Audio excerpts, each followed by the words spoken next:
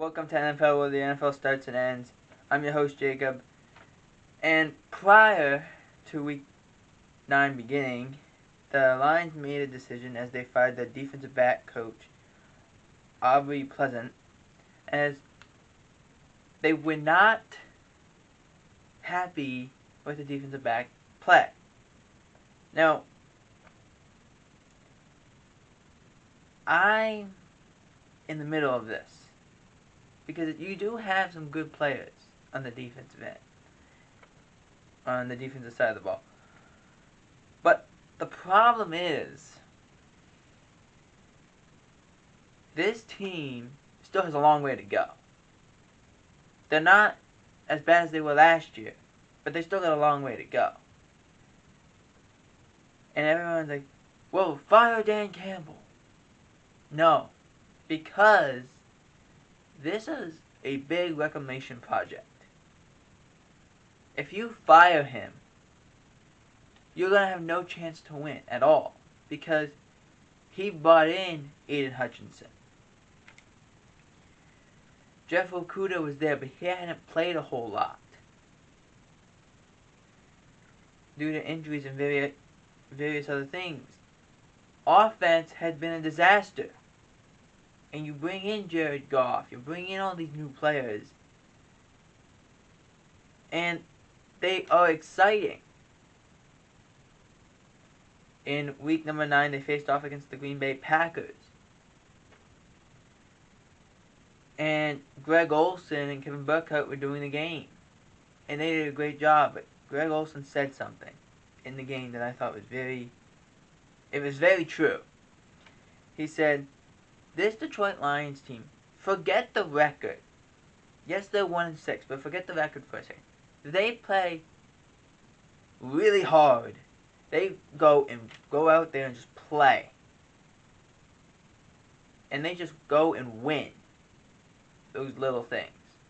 They are always surrounding the ball, so even if the score does not resemble it, the game's a lot closer than what the score actually resembled.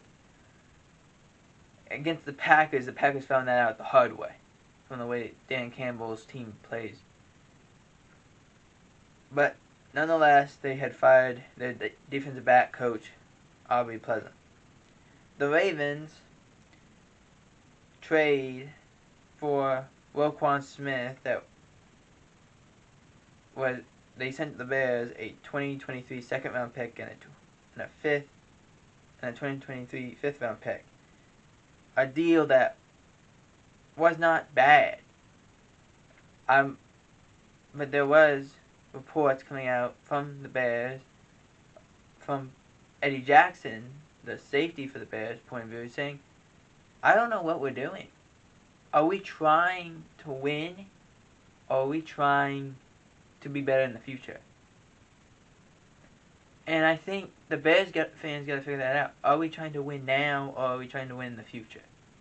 You bring in Chase Claypool, that works decently well. But you're trying to help out Justin Fields. You gotta give him some help, but gotta also continue to have a good defense. And Roquan Smith is the leading tackler in the NFL. I don't understand why get rid of him. I understand he was considered a rental because he has 1 year left on his deal. But I don't get why trading him helps you now.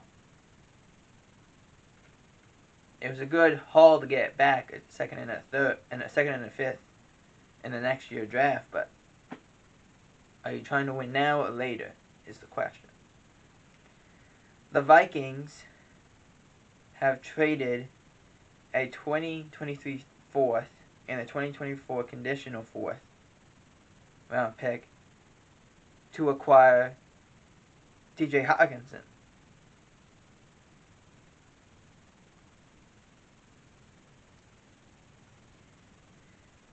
In fact, sorry about that.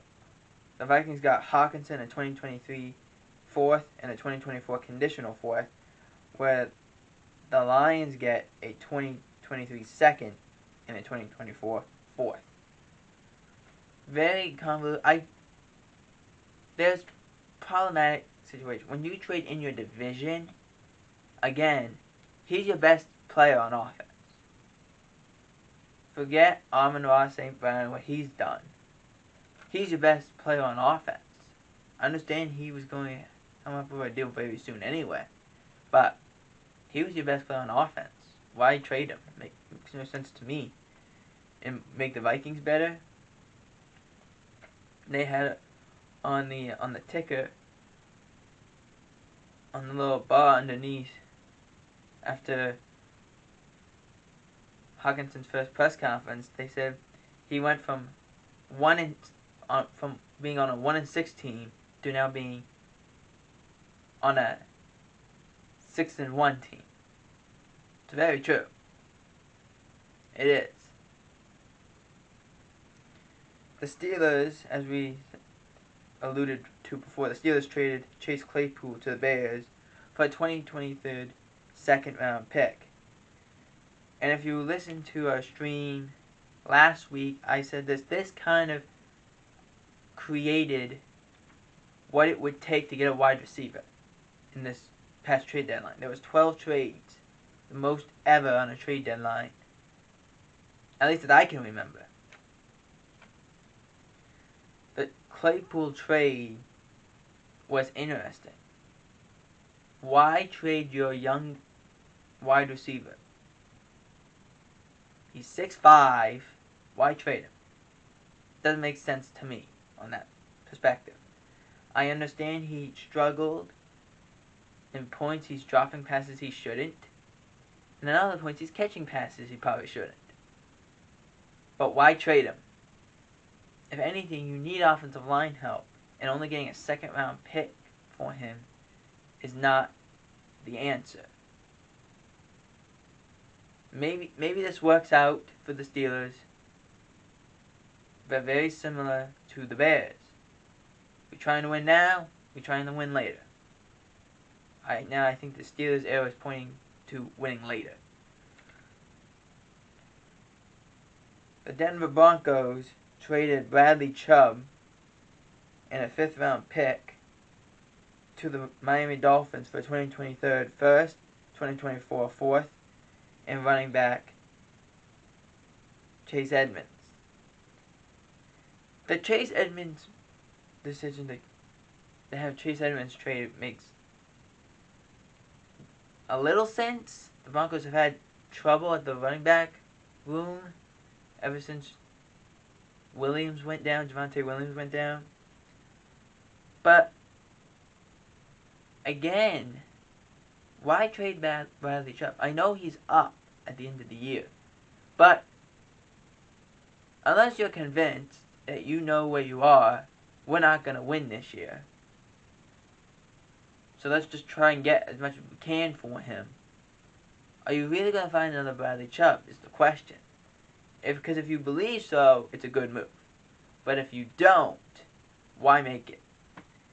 And the Broncos, I think, fumbled the ball on this one because I don't think there is a Bradley Chubb in this coming draft that you can say that guy is the next pass rusher to go alongside Randy Gregory. Because of right now, this was a great move. Talk about getting fleeced by the Dolphins, bringing in Bradley Chubb. And then also the Dolphins bringing in Jeff Wilson from the 49ers. That was a fleece, and the Dolphins probably had the best trade deadline of all in the NFL.